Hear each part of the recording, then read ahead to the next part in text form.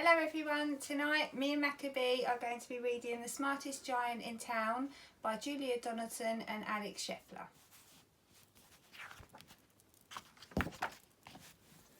George was a giant, the scruffiest giant in town. He always wore the same pair of old brown sandals and the same old patched up gown. "I wish I wasn't the scruffiest giant in town," he said sadly. But one day George noticed a new shop.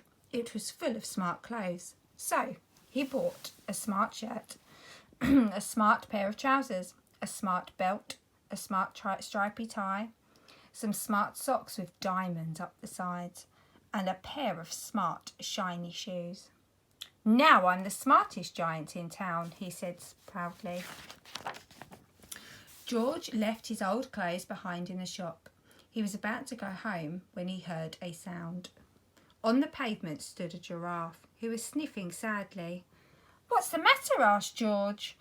"It's my neck," said the giraffe. "It's so very long and so very cold. I wish I had a long warm scarf." "Cheer up," said George, and he took off his stripy tie. "It didn't match my socks anyway," he said, as he wound it round the giraffe's neck. "It made a wonderful scarf." "Thank you," said the giraffe.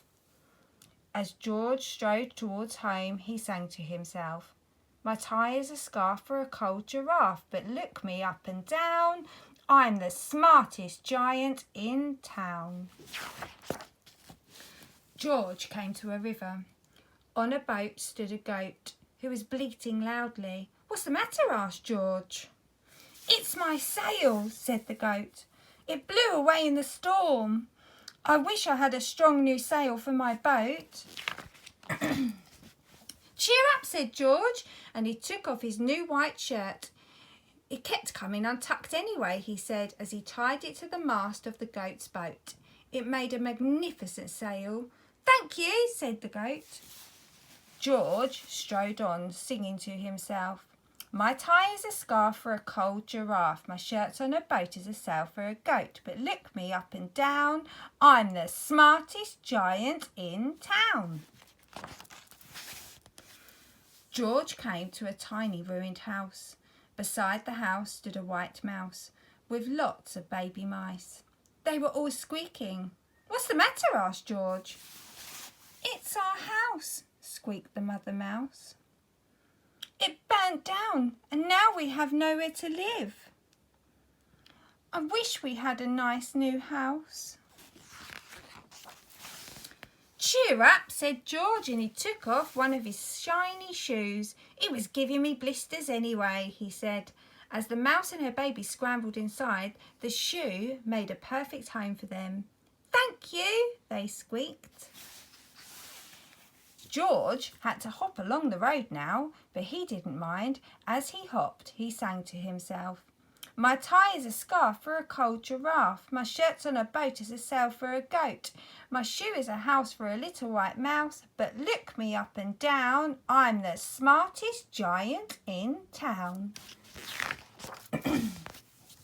George came to a campsite. Beside a tent stood a fox who was crying. "What's the matter?" asked George. "It's my sleeping bag," said the fox. "I've dropped it in a puddle. I wish I had a warm, dry sleeping bag." "Cheer up," said George, and he took off one of his socks with diamonds up the sides. "It was tickling my toes anyway," he said, as the fox snuggled into it. It made a very fine sleeping bag. "Thank you," said the fox. George hopped on, singing to himself, "My tie is a scarf for a cold giraffe. My shirt's on a boat as a sail for the goat. My shoe is a house for a little white mouse. One of my socks is a bed for a fox.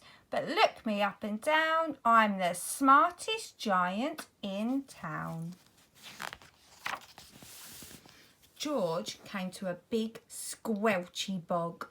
Beside the bog stood a dog who was howling. "What's the matter?" asked George. "It's this bog," said the dog. "I need to get across, but I keep getting stuck in the mud." I wish there was a safe, dry path.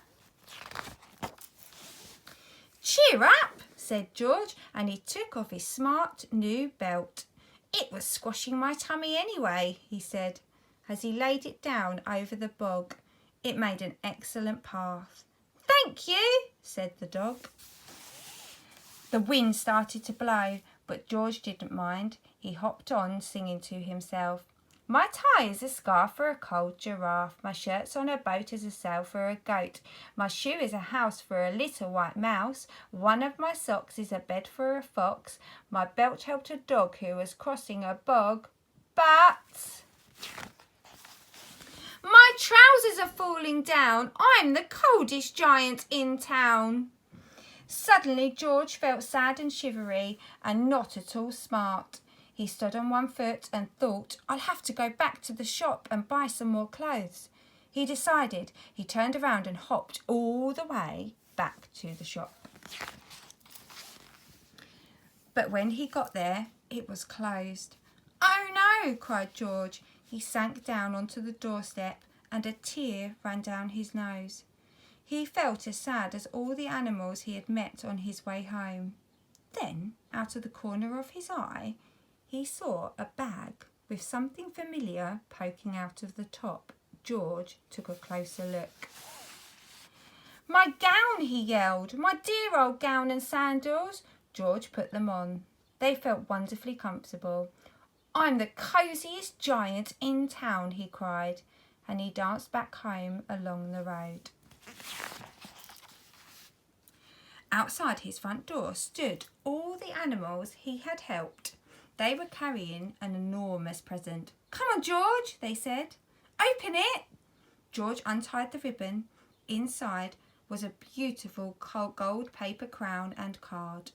Look inside the card, George, said the animals. George put the crown on his head and opened the card.